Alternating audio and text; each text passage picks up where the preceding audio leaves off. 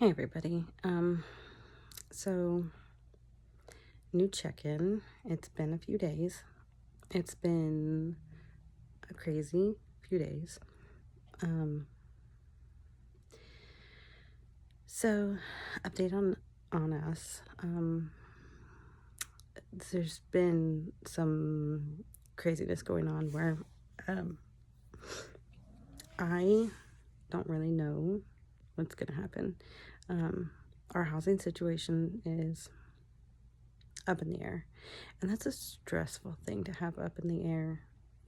There's a lot of things that can happen in life, but when you're like, oof, I don't know about the roof over my head, that is a little frightening. So we've got some options. I just don't know what I'm supposed to do. So basically, we were looking at the potential of all of us kind of reuniting, my husband and I, and living in a place. But there's been opportunity which makes things change. And the thing that we had been leaning into, thinking that, God was opening doors and that was the path that was going to happen, now might not be the case. And that's tough. That's tough.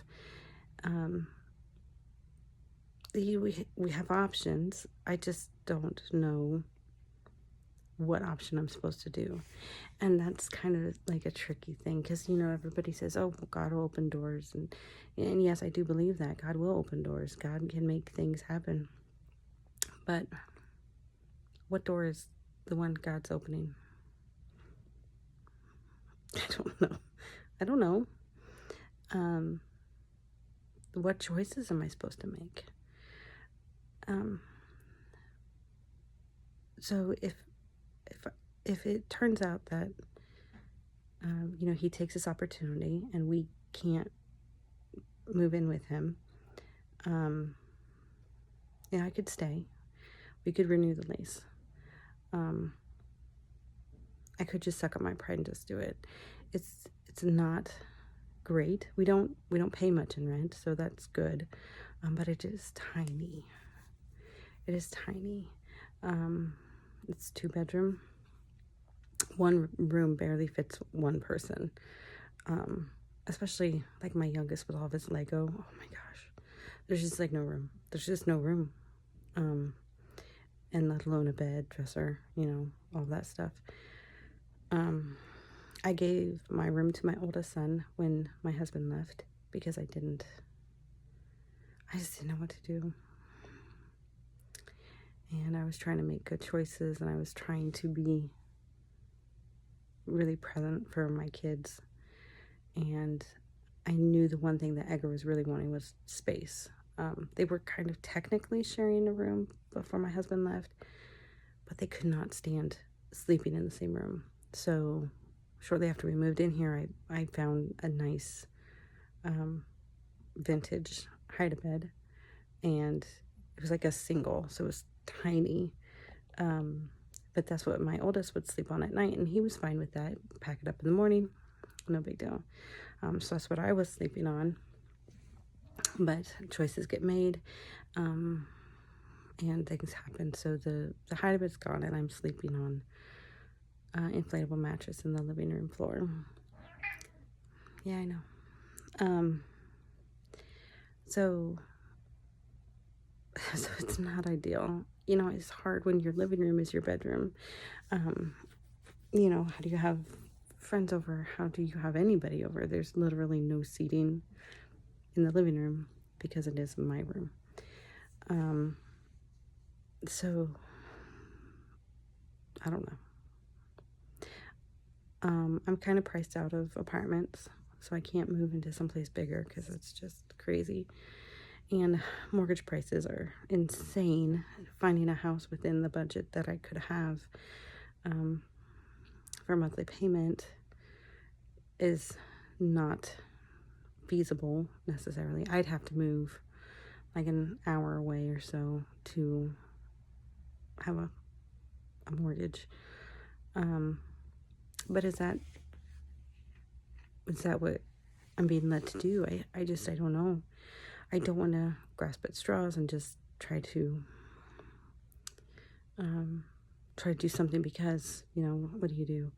I want it to be the right choice. I just don't know what that choice should be. Or do I just hold hope that what we thought, what we had planned, the expectation would be that we would be reunited. And maybe it's just not time yet. I don't know. I'm just not sure. So anyway, here we are. I'm trying to lean into this whole scenario, I guess, and just have faith that something will happen. The tough part is that, everything takes an action. I've got to do something. I just don't know what that means, what that is.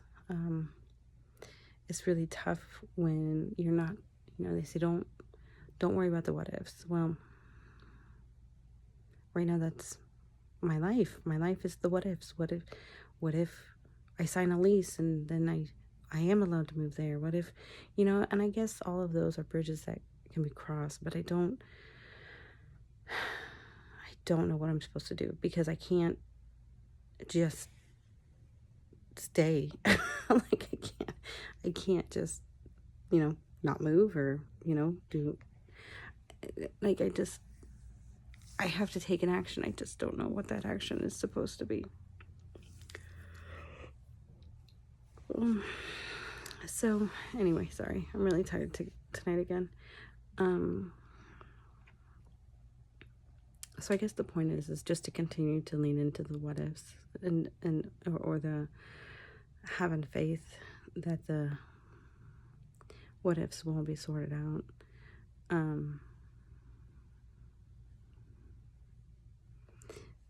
Yeah, I don't know. I don't know what I'm supposed to do. But I have to continue to have courage through this turmoil. And it has caused a little bit of friction between my husband and I because, he wants me to just continue to have faith that things will fall into place and, that we'll be reunited. I worry about that. I honestly don't know what it would be like to live with him again. I genuinely feel like there's been a lot of change, so that's good.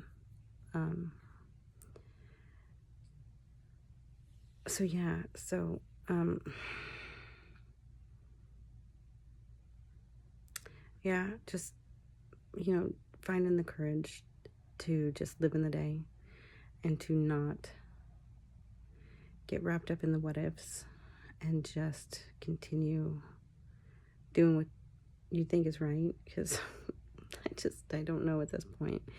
And just knowing that no matter what, there's been some time, right, that like it was tough. And if I didn't have my family, I honestly, we would have been homeless. But I guess we landed on our feet, if you want to put it that way.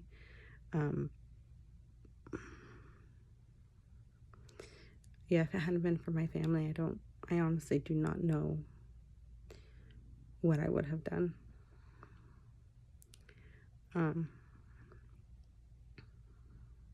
So I know that that's a true blessing. So yeah, I'm just trying to find the courage through all this turmoil to just continue to be hopeful, be happy, try to be as positive as I can and not let it get to myself. I mean, I'm not gonna lie, there's been tears and, we got in, I don't want to say a fight, but we he's just really set on that is what's going to happen. And that's great. And that's awesome. I'm glad he feels so positive about things and that, he thinks it's going to be fine. I wish I could have that kind of faith. That's awesome. That's amazing. Like I had faith that that's what was going to happen, but then when I was told, that is probably not the case, he's still holding that faith. And do I take it at face value that, it's not going to happen the way that we thought? Or are they testing our faith? That this is what we really want?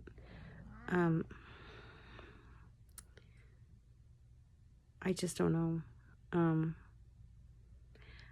So I just have to literally live minute by minute, hour by hour, because I just don't know. I just don't know. But that said, we had a really good evening. My oldest is 16, so he is so over mom. Like he just, he's a good kid though. And he's a little shy and doesn't like to come out of his shell all the time. Even with me, that's just, he's just kind of keeps to himself, plays his video games. He's smarter than he gives himself credit for. But we had an awesome night tonight. There's times where he'll invite me into his room and say, hey, Mom, will you watch this with me? And I don't always like to say no. Sometimes it's kind of late at night on a Friday when I work. But tonight I was watching TV in my room, and he came up behind me. I was just standing there watching it. I'm like, oh, you're making me nervous. You're just hovering over me. Like, sit down. Hang out. And he did. And, that was really awesome that he wanted to be there with me. Because that's not something that happens all the time. And he even, we had dinner, and he asked me if I wanted an ice cream sandwich, and he went down to the basement and got me one. And it's so stupid. But that really made my day. That really.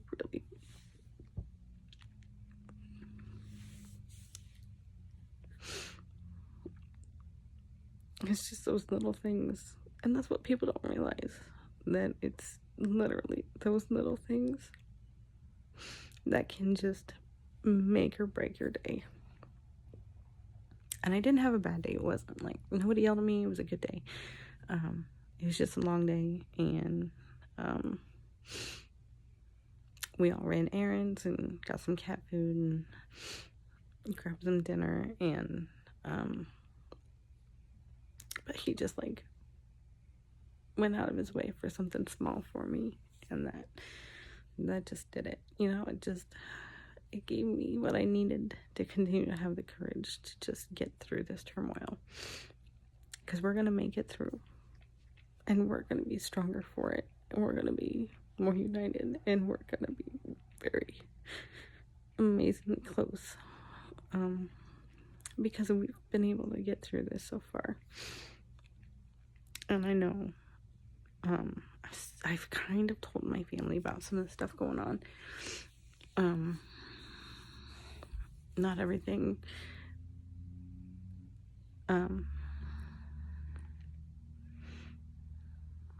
because I don't know how supportive they'll be of that, but it gives me a lot of hope that things will work out, that it'll be okay. And I just got to keep up just the daily, just getting through the day, because it's all we can do is to just survive that day. and just look for the positive things. Because I don't know about you, if you have teenage boys, the fact that they would go out of your way to grab you an ice cream sandwich is not. Oh.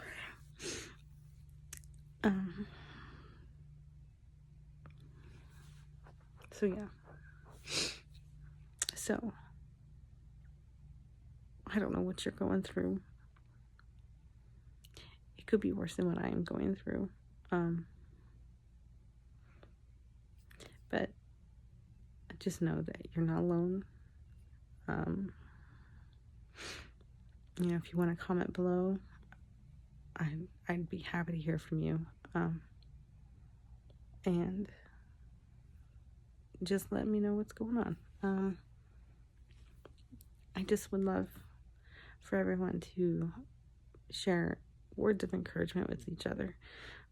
If you don't want to share your struggle, that's fine. But I'll be here for you if you need me. And I just hope that you can continue to see just a little thing, just a little glimmer of something positive that can help you get through the turmoil of that day. Just hold on to that, because it's those little glimpses of just the good things that carry us so much further than the negative things that happen to us. So, try to stay super positive. I have faith in you. You're gonna make it through, and it's gonna be good, and it's gonna be better than ever, and you're gonna be better than ever. So we'll get through it together. So we will talk to you guys later.